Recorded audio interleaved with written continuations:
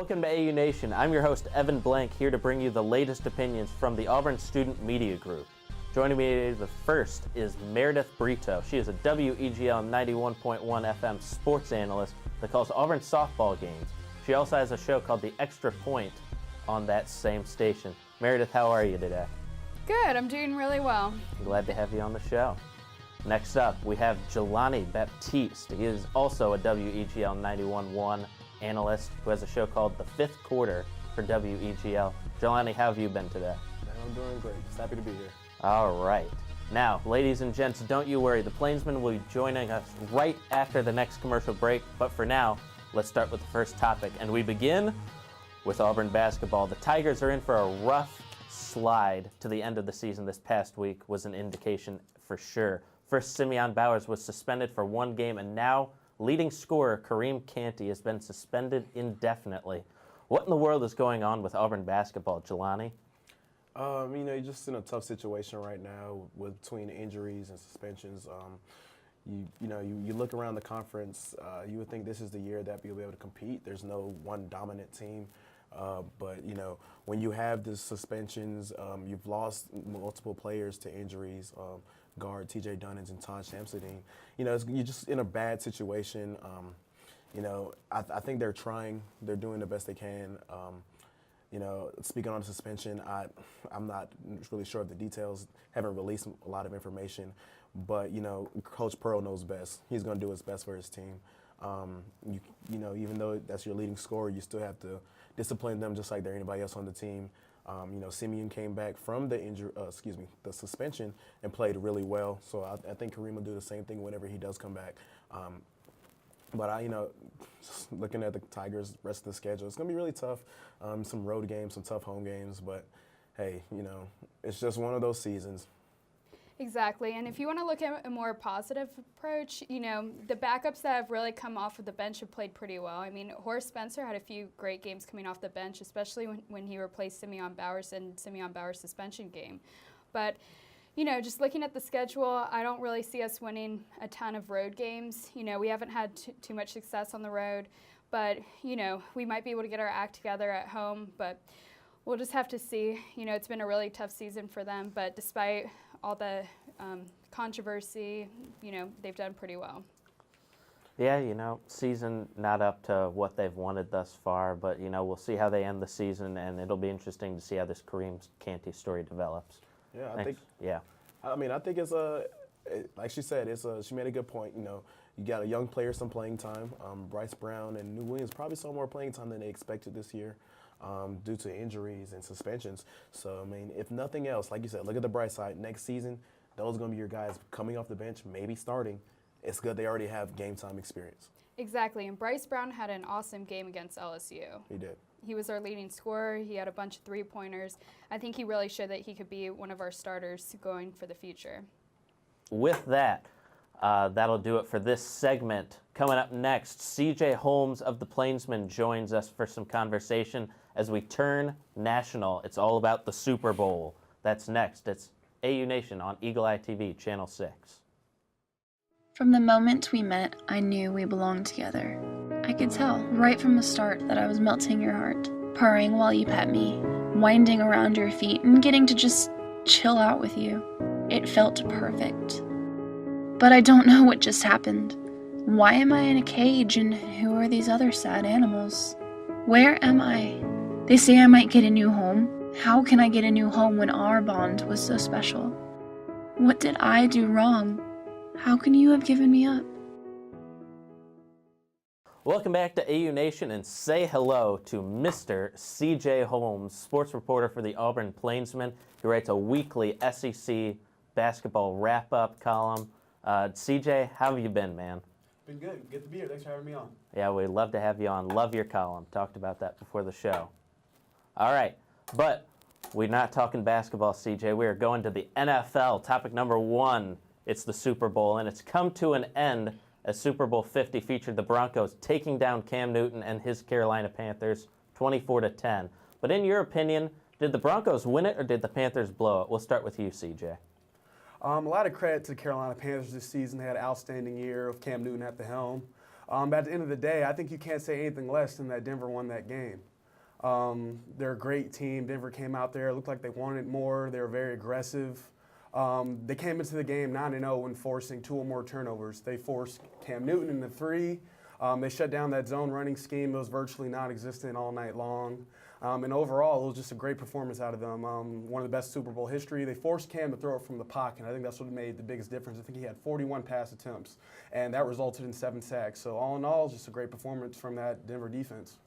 I agree. And the Denver defense was really incredible. They had a lot of speed, and they were really able to, stay on those receivers that, weren't, the best receivers this season, but they were able to really, make it so Cam had to go out of the pocket a lot, and, he didn't have much time to throw the ball as he would have liked. But, credit to Von Miller, he was able to be an outstanding pass rusher in this game, but in my opinion, I do think that the Panthers kind of blew it a little bit. There were multiple dropped passes. Cam Newton wasn't able to be himself.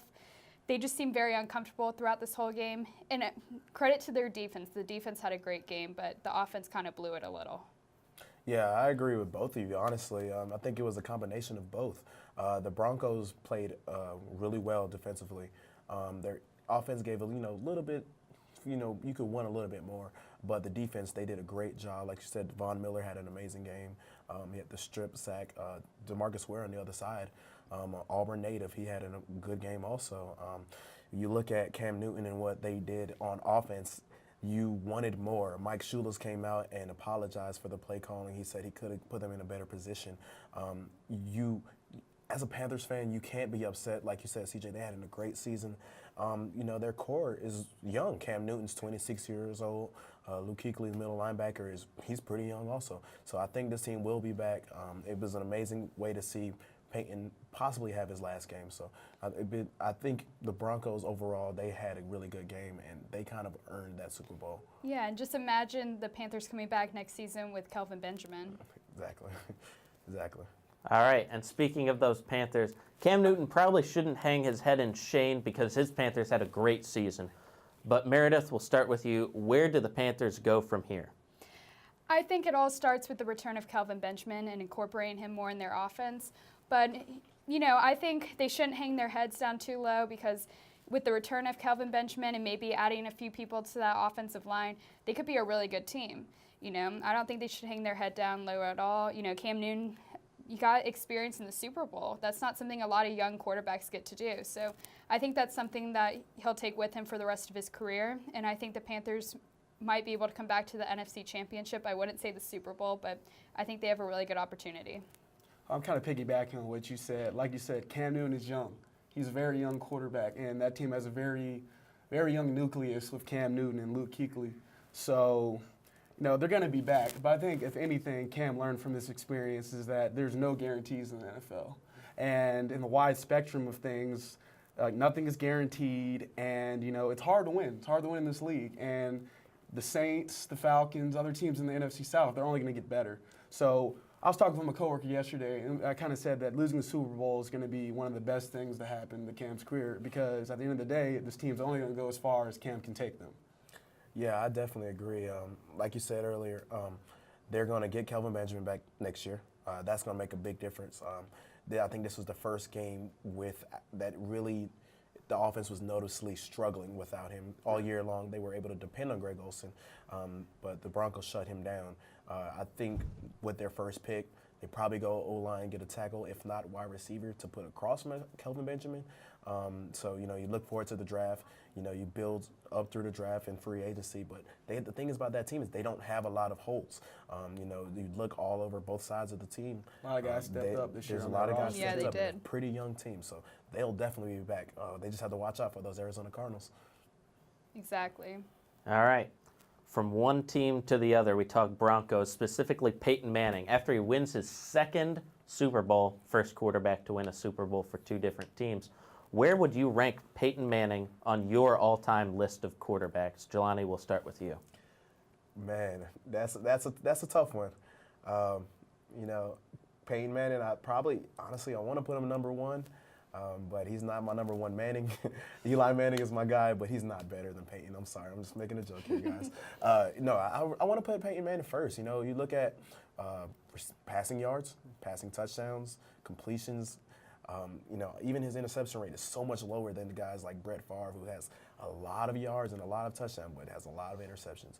This year he did throw a lot of interceptions, but you won 2 Super Bowls, you have 5 MVPs, you led your team to another couple of Super Bowls. That's a great career. I'm willing to say he's the greatest quarterback to play the game. I do think he's one of the best quarterbacks of all time, but I wouldn't include him in my top 5.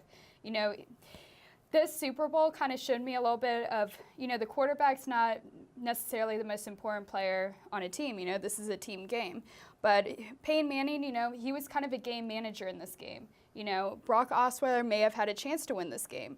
But Peyton Manning, he's a legend. But, he won 1 Super Bowl where it was kind of all on him, and this one wasn't as much. And you look at people like Tom Brady, and he's had some terrible defenses in his career, and he's still been able to win. And he's also had some offensive lines that weren't amazing, and he still was able to win. Peyton is a 14-time Pro Bowler, 2-time Super Bowl champion with 2 separate teams, and I think that's an exclusive club in itself. It is. I do too. He's the NFL's all-time leader in passing yards and passing touchdowns. So from a statistical standpoint, Peyton's in a league of his own already. I agree. But, although Peyton didn't play up to Peyton Manning standards this season, you can't really put it all on him. Father Time is undefeated. Peyton is getting up there in age. But in the grand scheme of things, what he did to the game as far as how he represented himself and his team, I think it'd be foolish to put Peyton Manning in the conversation of top 3, if not the best quarterback to ever play in the NFL. Yeah, I definitely agree. It's one thing to ask which quarterback would you take in the playoffs before him, because, I possibly will take a Brady before him. But if it's just I'm starting a franchise with a day 1 guy and I want him for his career, with that career and everything that it says, I'm taking Peyton Manning. Sheriff's one of the best to ever do it. Exactly. I would too, but I would just leave him a little bit out of my top 3. Montana, Brady, Staubach, and then maybe Peyton Manning. A lot of quarterbacks you could throw in there for sure. But, obviously one of the all-time greats and definitely bound for Canton. So we'll see what he decides to do from here, whether he, stays in Denver, goes to the Rams like some have speculated, or just retire like many will think. So we'll see what happens with that. But with that, we're going to send it to one more break. Coming up next, though, we've got a game. It's Fill in the Blank. It's one of my favorites. That's next on AU Nation, Eagle Eye TV, Channel 6. Families come in all sizes and shapes. Sometimes your friends are your family by choice, or sometimes you're just stuck with Uncle Charles. But what we know is that you want to protect the people that are close to you. But the flu can unravel everything. Your flu vaccine protects you and your family. No matter what draws your family together, protect yourself, protect your family. Everyone needs a flu vaccine. Welcome back to AU Nation, and it is now time for a game. It's Fill in the Blank. In this game, I will give you a sentence, and you will fill in the blank. Analysts, are you ready? Right? Of course. All right, so number 1, Cam Newton walking out on his press conference after the Super Bowl was blank. CJ, we'll start with you. Cam Newton walking out on his press conference was childish. All year long, Cam and the entire Panthers team, they've been having a lot of fun on the field. Cam saying, if you don't want me dancing, then stop me. Well, Denver stopped him, and, once he gets stopped, now it's time to answer the questions, why you didn't play well. I think people really just want to see a little bit more humility out of Cam overall. Cam Newton walking on his press conference, for me, it was a little depressing. During the whole press conference, he was all depressed and really sorrow. You couldn't help but feel bad for the guy. So when he walked out, you were just like, man, what a sad guy. He just lost the biggest game of his career. I kind of understand a little bit, but I do think it's part of your job to sit there and answer the questions. For me, I think my word would have to be all right. It's not the end of the world. I do think he will learn from this. He will have to not walk out of press conferences from now on. But, it's all right. I understand where he's coming from. I've never lost a Super Bowl, but I can only imagine how he would feel. I just remember when, the Auburn championship a couple years ago, feeling how we lost. And I'm not playing or anything, but I felt really in pain. So I can understand putting everything out there and trying your hardest and not winning. but you still have to man up and talk to the press just the same way as if you would have won that. Because if you would have won, you would not have walked out. Exactly, because look at this.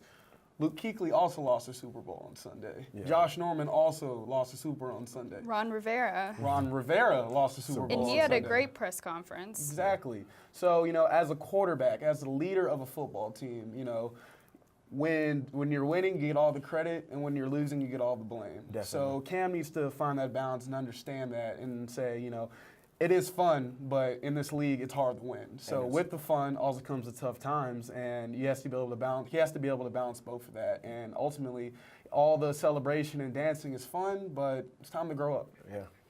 I agree. But, also being a part of the media, you kind of have to realize that Cam Newton's not going to want to answer these questions with optimism. The only optimistic thing he can really say in this position is that, we're on to next season. Hey, pull a beast mode. I'm just here so I don't get fined. There you That's go. all you got to do. There you go. That's it. All right, moving on to our second one. We all love commercials. I love them. You love them. The best commercial during the Super Bowl was blank. Meredith, we'll start with you. I liked the Heinz commercial with the little dachshunds and the little hot dog buns. I thought that was kind of cute. But that was really all I can say about that one. Honestly, there was no commercial to me that really stood out as a good commercial. I liked a couple of them. They were all right. I could think of commercials I didn't like. Monkey Puppy Baby. That was pretty strange. I think the Buick commercial with Kevin Hart. It was all right. But why do I need a tracker in my car? I should know where it is. I don't know. There was nothing that really I thought was like, wow, that's a great commercial. But there were some pretty commercials. For me, I'm a big comic book guy, so I really enjoyed the Incredible Hulk Ant-Man Coca-Cola commercial, watching them smash through buildings, watching Ant-Man minimize himself and, run through pipes and everything. It was just cool. It was cool to watch, as a nerd. Yeah, definitely. Yeah. I wouldn't say the Heinz commercial was great. I just thought it was cute.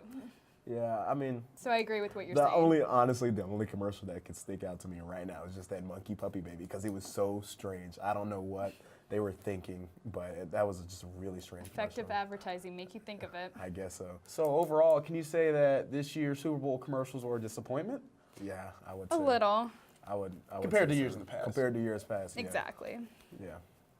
My personal favorite was probably the apartments.com commercial with Jeff Goldblum going up the side of the building, and then he looks in the window, and it's George Washington and Wheezy. I love that one. That one's funny.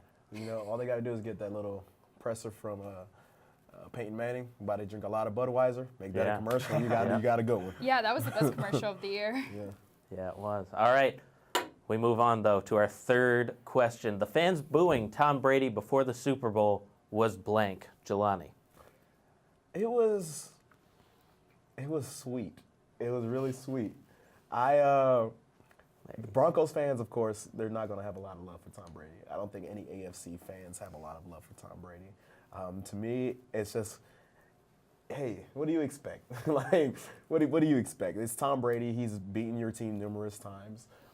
Both teams in that Super Bowl have lost to Tom Brady in either an AFC championship game or a Super Bowl. The Panthers played them in 2003. They're not going to be happy. So it was sweet. It was interesting. I'm sure he loved it. I know he relished them booing because you can only hate him because he wins, not because of anything he's done as a person. So, hey. I agree. I mean, fans booing Tom Brady before the Super Bowl, in my opinion, it's classless. Exactly. You can't hate on the guy. Say what you want about Brady. Say what you want on Belichick. Everyone has their opinions on Deflategate and Spygate. But at the end of the day, the New England Patriots are one of the greatest franchises in NFL history. All they've done since Brady's took the helm as a starter was win games and win Super Bowls, 4 to be exact. So it's kind of classless on my part. For me, the fans booing Tom Brady before the Super Bowl, I kind of thought was hilarious. Because, once he started hearing the boos, he was the happiest guy out there, as you were saying. And, he kind of took that as, people don't like me because I win. And I think that's a little bit of success for him, that people don't like him because he wins all the time. Yeah, I think it was sort of harder on him than you think, because I know there's a lot of Denver and Carolina fans at the game, but it's also the NFL sort of a corporate type event. So a lot of CEOs, companies there, especially in San Francisco, a lot of those tech companies, and a lot of local people in San Francisco. And Tom Brady's from San Mateo, which is right down the road. So that's sort of like essentially his hometown fans booing him to a certain extent. I don't know, it'll be interesting to... Yeah, but it'd be different if he played for the 49ers, but he doesn't. So it's a little different. All right. Thank you for your great vocabulary on those blanks. You filled them in very well. Coming up next, though, it's our burning question, and it's about a recent rash of retirements among NFL players. We'll discuss that next. This is AU Nation Eagle Eye TV, Channel 6. Boys will be boys. Well, she was drunk. Well, he was drunk. She was asking for it. He warned her. Not my problem. Why doesn't she just leave? But he's such a nice guy. He said he was sorry. We don't talk about that. It's just the way people are. We're never going to fix it. No more excuses. No more silence. No more violence. It's time to end domestic violence and sexual assault once and for all. Welcome back to AU Nation right here on Eagle Eye TV, Channel 6. We end the show now with our burning question, as we always do. A recent survey of NFL players suggests that many players are now concerned with their health. We have seen a couple of players hang up their cleats earlier than usual to avoid long-term effect, recent notables being Calvin Johnson, Marshawn Lynch. If you had a child, would you let them play football with all the health risk that they are currently being looked at? Anyone start off?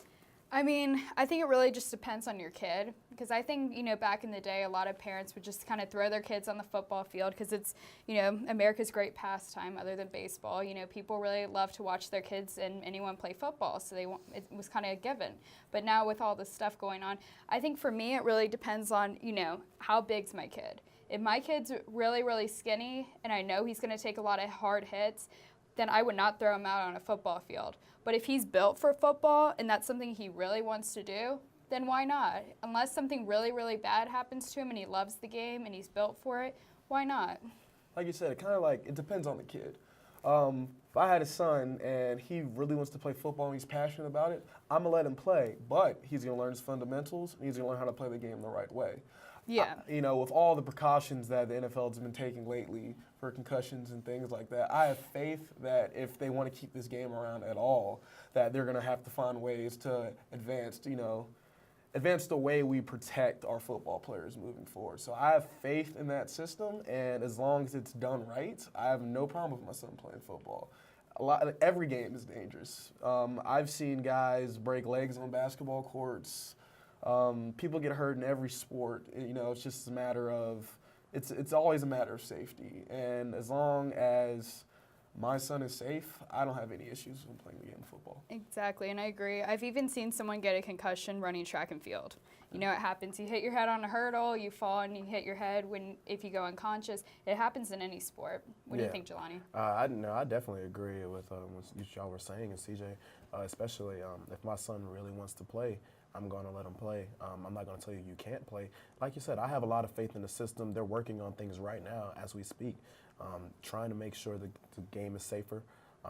I would love, if my child wants to play, I don't care what you want to do, as long as you're happy and as long as you're safe. You can run track, you can play basketball, you can play football, you can play lacrosse. I'm going to support you no matter what, but as long as the safety is up to par, I don't mind. It's like you said, there's a lot of concussions going on in football, but I think that as we do more research and get more or better equipment, we will be better at protecting the future children and the future players in the NFL. I agree. And you look at, how the technology is improving and, the concussion protocols are a little more accurate. The helmets are getting better. You look back to when football first started and the helmets are incomparable. They're like leather. Yeah. and there were times where people would kind of throw their heads to make a tackle and make a hard hit. And now they're kind of realizing the impact of that. So just the game's changing a little bit for the good and for the safety. So, I think with time it will still be okay for your kid to play football. It's just a matter of do they want to. Hey, if my kid's anything like me, he's going to have hoop dreams and then he's going to realize he's not good. And so he's going to have to do well in school. So, hey. There's nothing wrong with playing basketball either. They both build great character and they're both... Nothing wrong with basketball. Definitely. Basketball's a great sport. All right, analysts, I'd like to thank you all for your time today. That was a great debate. It's a debate that's been going on for a long time and is going to continue to go on for years and years as this concussion thing develops. So, Jelani, thank you for coming back. We always love having you on. Meredith and CJ, this is your first time on for both of you. We love having you both on, and we'll love you to come back anytime. Thank you. Thanks for having us. All right. But hey, that's it for AU Nation today. You can visit eagleeyetv.com for more of AU Nation, and make sure to tune in next week. Same time, same place. I'm Evan Blank, and until next time, Auburn, remember, if you see snow, that means class is canceled. We'll see you next week.